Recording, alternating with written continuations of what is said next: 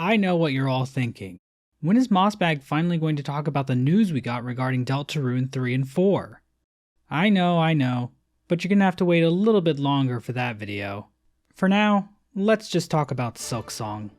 You remember that game, right? I honestly kinda forgot about it during the great Silksong drought of 2023 to 2024. But the drought has finally ended thanks to the most recent Nintendo Direct, showcasing the Nintendo Switch 2. It's so cool. I've honestly never seen a console like it before. During the third-party games Sizzle Reel section, towards the end of the Direct, we got 9 whole seconds of brand new Silksong footage, as well as a release window for 2025. But that's not all. After the Direct, we got 7 new screenshots and a brand new piece of key art. We truly eaten good this fiscal quarter. In this video, we'll be briefly looking over the new footage and discussing the new nuggets of information gleaned about Silksong. First of all, I wanted to address this new key art we got from Nintendo. This goes so hard. This is the stance of a true hunter, or someone about to poop. Either way, it's super cool. I've never shown my face on this channel, but when you picture me in your head, just think of this image. I think it captures my animal-like instincts quite well. That or this image. Moving on to the footage, this first clip we got is from the game's first area, the Moss Grotto, a section of the game we've already seen quite a bit. It was even playable in the E3 2019 demo, but that was almost 6 years ago. Despite all that time, this area still looks pretty similar. If you sit and stare at it, you can see slight changes in the background, showing off that Team Cherry has been tweaking the environments since the demo. But there's a bigger change here too.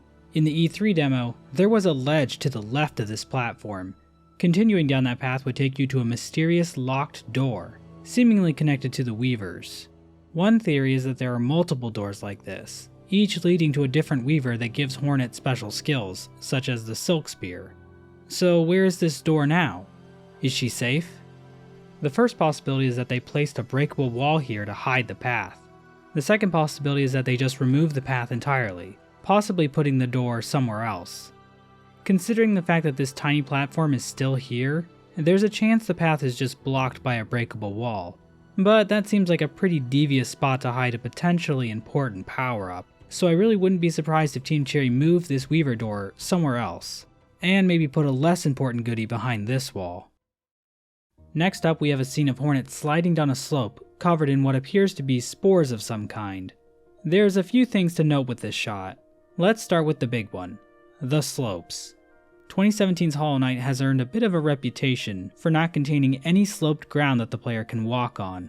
Ari Gibson shared his thoughts on slopes in a NeoGAF post from back during Hollow Knight's Kickstarter campaign in 2014.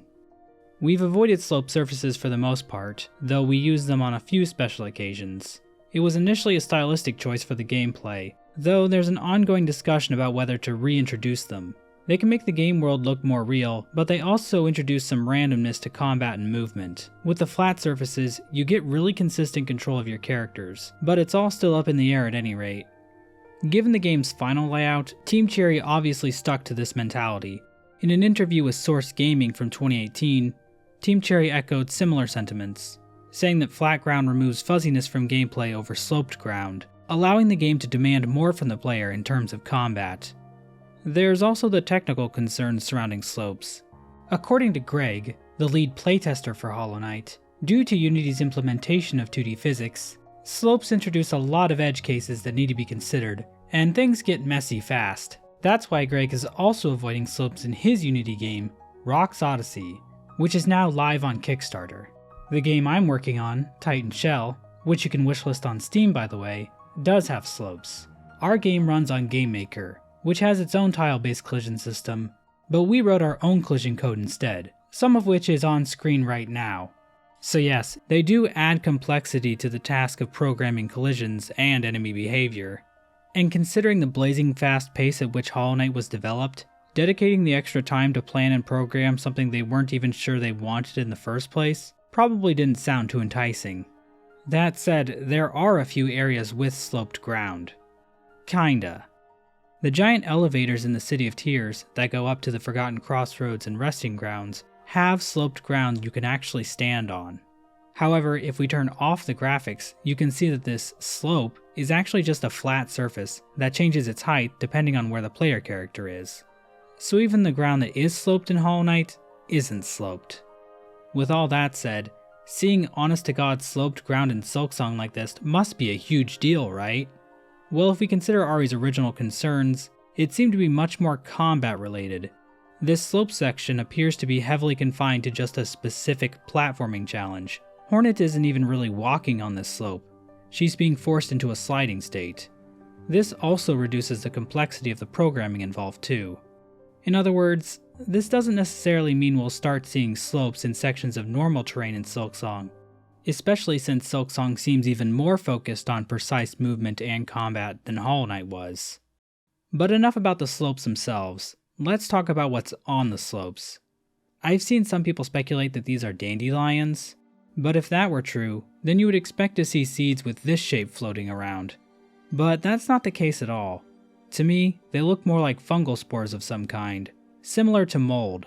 In addition to the giant spores we see on the ground, there are also smaller spores falling down from above. These look somewhat similar to the particles seen floating around in the fungal wastes. It's not an exact match, but at the moment, I do think these are supposed to be fungal spores of some kind.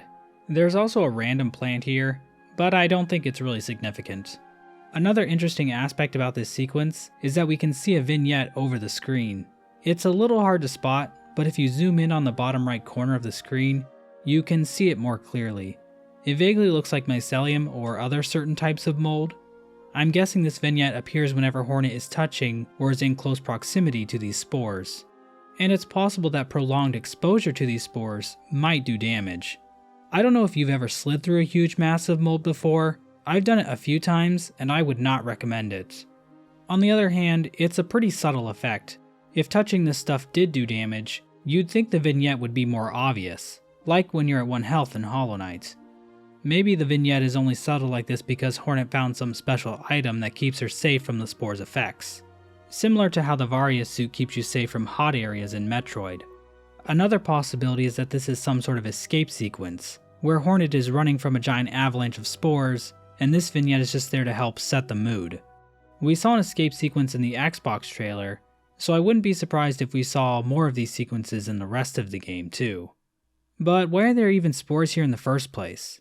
Well, we've talked about floor lore, we've talked about vor lore, I guess it's time we talk about spore lore. These spores seem to be a more recent development in the region. We can see broken pillars in this cavern, implying that some sort of structure was built here before these spores took over. Perhaps whatever structure was built here inadvertently induced the proliferation of these spores. We know that the bugs of Greymore are suffering from an infestation of dust roaches. This area might be similar to that, serving as another example of how Farloom is slowly falling apart due to the Silken Song haunting the kingdom. To finish off discussing this clip, we need to look at the HUD in the top left corner of the screen. We have a new symbol here we haven't seen before.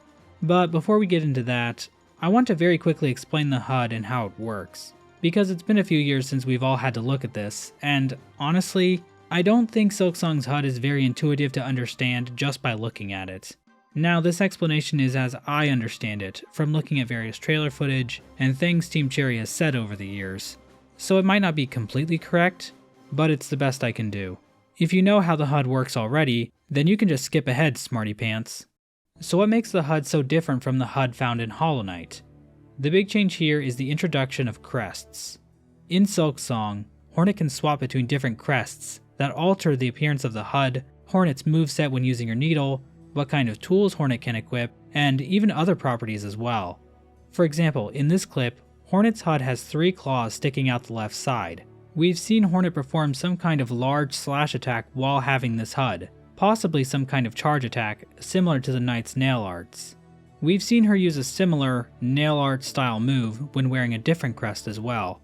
While wearing the claw crest, we've also seen Hornet use some buzzsaw type attack as well. This alters Hornet's regular downward dive attack, which is much simpler. Getting back to the HUD, there's this front-facing spool that is sometimes completely empty and other times full of silk. This corresponds to the spool bar below, which is used to indicate Hornet's silk reserves. Whenever she hits a foe, one segment of silk gets added to the spool bar. This notch on the spool bar indicates how much silk Hornet needs to use her bind ability, the move that heals her for 3 masks. Once Hornet collects enough silk to reach this notch, the silk on that portion of the spool bar lights up along with the front view of the spool. In other words, once this part of the HUD lights up, you can heal. It appears the spool bar has no notch when you first start the game because the entire bar is exactly enough silk to use the bind ability. So it's only once you upgrade your spool that the notch appears. To the right of the spool bar is the region where Hornet's tools are displayed. There are 3 categories of tools: red, blue, and yellow. Red tools are used by pressing the tool button, along with up or down on the D-pad. These red items appear on the HUD, showing how many uses it has left, as well as which direction you need to press to use them. Uses can be replenished by spending shell shards at benches. We've seen a lot of red tools used in various trailers over the years. Stray pin, tri-pins, sting shards, cog flies, pin pillows, caltrops, and of course the controversial lifeblood syringe. We've also seen images of other tools, like the bone boomerang, this strange bag of tricks, I don't even know what these are, and this orange bottle, the same one we see in this new shot. Since we've never seen this item in action, we don't know exactly what it does yet. We also aren't exactly sure how blue and yellow tools work. We've seen what a few of them look like in the menu, but we haven't seen them augment the HUD all that much.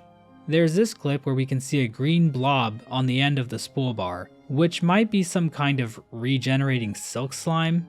In various screenshots, we've also seen the spool bar extended with what I assume is some kind of tool, as well as a reserve spool bar added to the HUD. In the Edge magazine interview, it's also been hinted that there are tools which will automatically shield you against projectiles, give you more rosaries when killing enemies, and pulling rosaries towards you, similar to Gathering Swarm. So the blue and yellow tools are generally more passive, but the distinction between them is vague.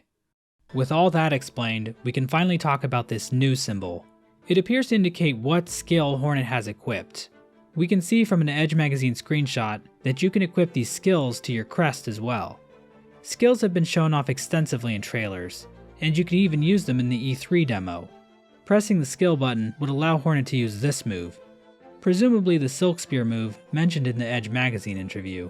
Other potential skills might be Hornet's Gossamer Storm, this thrusting attack from the Xbox trailer, and this parry move from the Reveal trailer.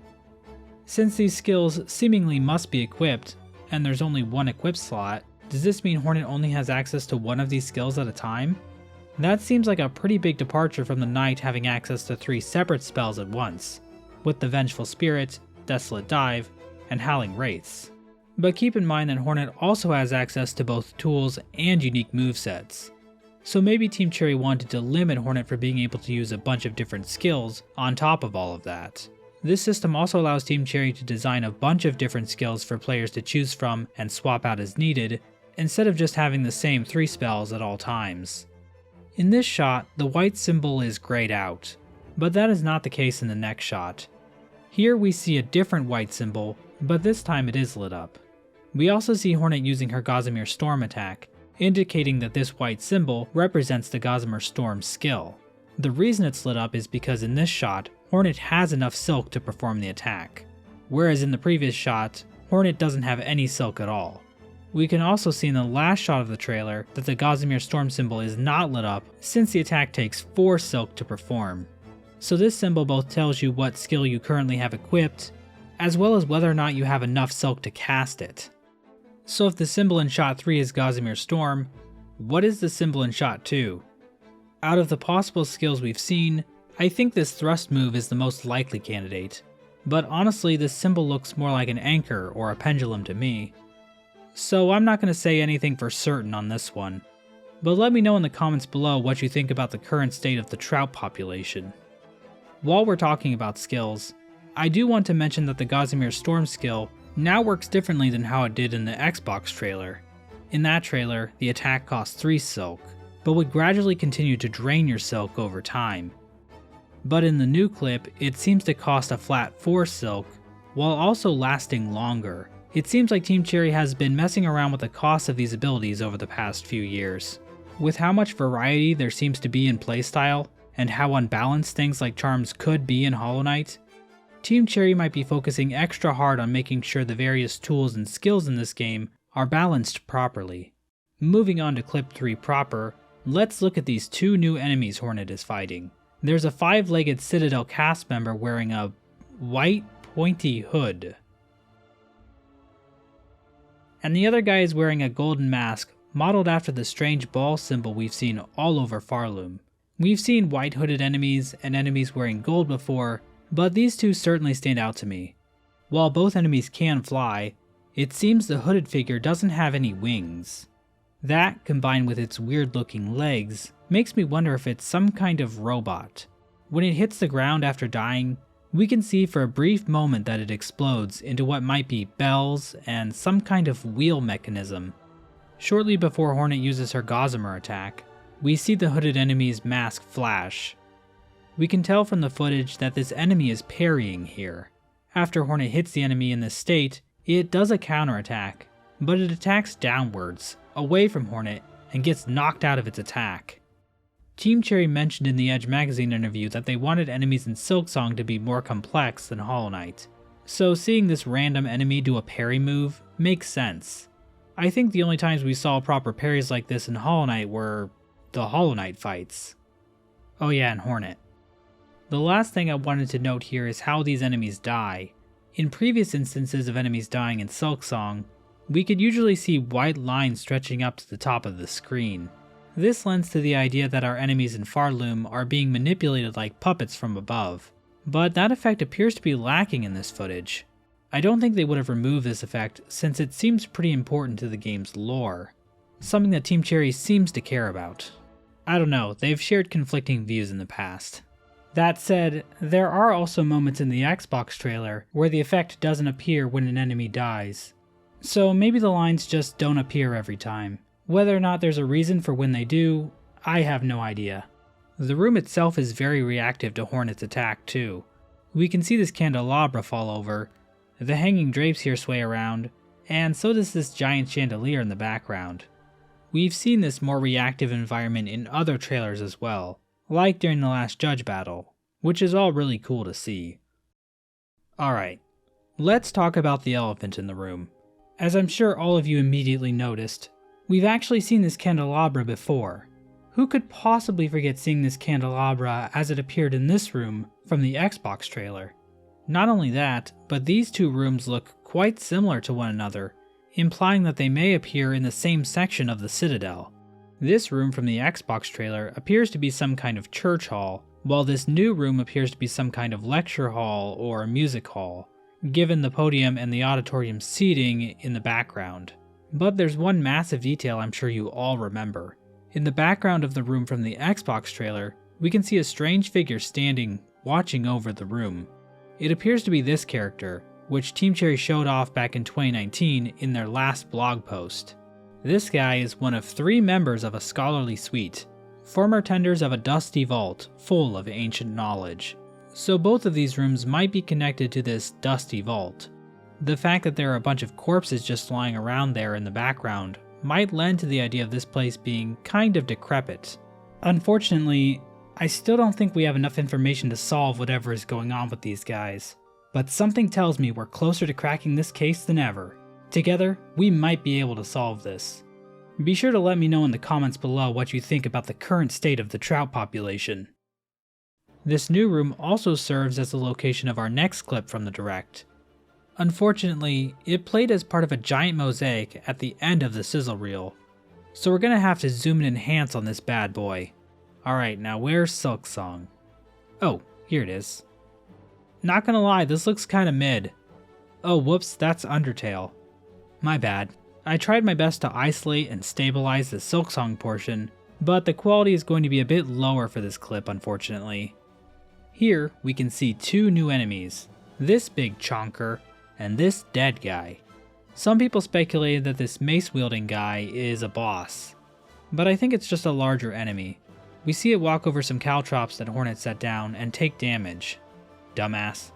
The enemy attacks in a way similar to the False Knight, jumping up in the air and slamming the ground with their giant mace. But after performing this attack the first time, He then seems to cover his mace in silk before slamming down on the ground again, creating a damage zone that Hornet has to stay out of. Overall, it seems like a pretty fun fight, and I'm excited to see bigger enemy encounters like this throughout the game. At the very end of this clip, we can see Hornet spend 1 silk to perform her harpoon dash move. It seems like this move might always be available to Hornet, and doesn't need to be equipped like her other silk costing skills. And that's it for the new footage. Let's move on to those sweet screenshots. This first one is of the giant golem enemy. We saw this guy all the way back in the 2019 reveal trailer, as well as in screenshots uploaded to the PlayStation app. Everything looks pretty similar from the PlayStation image, although maybe some of the rocks have been tweaked a bit. Obviously, both of the new screenshots are way different from the original version. The new screenshots look much more readable and less muddy. The tool Hornet has equipped here is a bone boomerang, the same tool we see in the PlayStation screenshot. So it seems like the boomerang is unlocked at some point before this fight. This tool probably comes from the Ant faction, whom we see in both this Forest of Bones portion of Farloom and in this green area, referred to as the Far Fields in an Xbox screenshot. Looking at this screenshot of the golem, it seems to be somewhere in that general area between the Forest of Bones and the Far Fields, so that all checks out.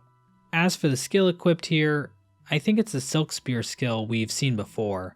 Going off the Edge magazine interview, and the fact that it's the skill you have in the demo, it's likely the first skill the player is expected to unlock. All of this, mixed with the fact that Hornet only has 6 masks here, makes me think this encounter will be fairly early on in the game. In the next shot, we see Hornet traverse what appears to be the coral forest area. We can see what appears to be some fat-ass fish. This is likely a reference to the film Shark Tale. I think this fish is the same as whatever these pinkish background creatures are. We've seen these other fish in previous clips, so they aren't particularly noteworthy. And when I say fish, I mean fish-like bugs, by the way.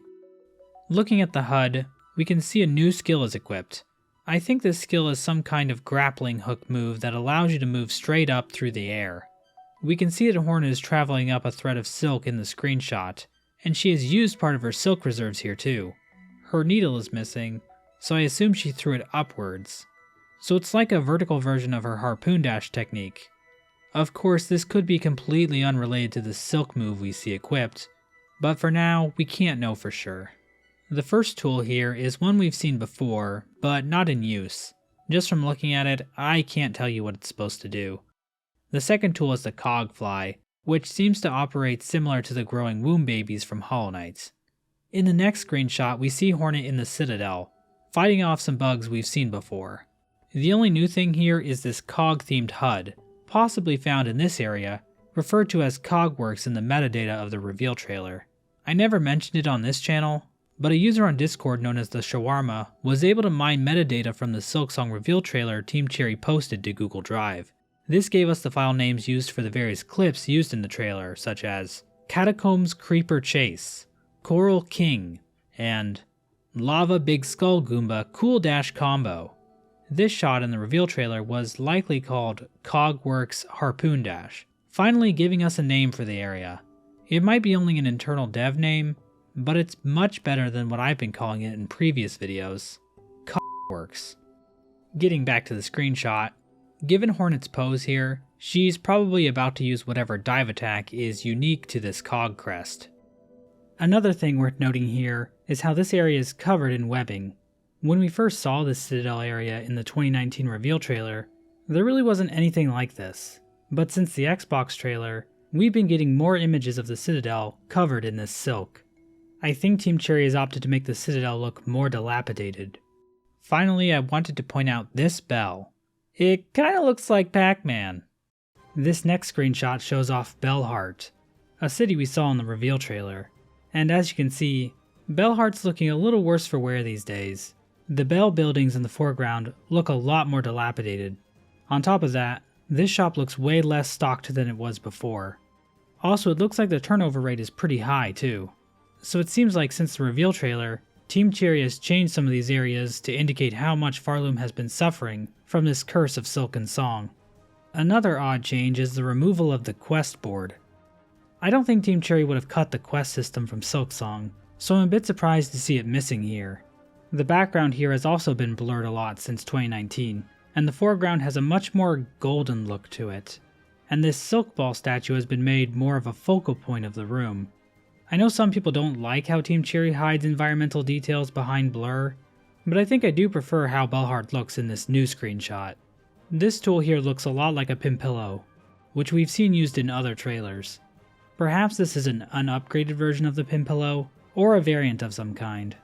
This next shot shows the lace fight. It also looks quite a bit different from the 2019 reveal trailer, but we've already seen this updated look from the PlayStation screenshots. Again, Team Cherry has cranked up the blur. They either did this to help keep the focus on the action, or so they can scale down the resolution of these background objects to help save on performance. We've seen this tool used in the Xbox trailer. Using it turns Hornet's cloak into a drill. God, she is so quirky. We've seen this bow crest in other screenshots before, but this portion was never lit up, so that's a slight change. My guess is that performing the bind ability while wearing this crest also fires a projectile of some kind, so kind of similar to the Spores Room charm, which lets the knight deal damage while healing. This next image is of the starting room in the Moss Grotto. This appears to be the very start of a playthrough, considering Hornet has 4 masks here, the same number we've seen people start with in the demo. For some reason, Hornet's spool bar is already broken. I figured you would fix a broken spool bar by destroying the cocoon you leave after dying, similar to how you fix your soul vessel in Hollow Knight.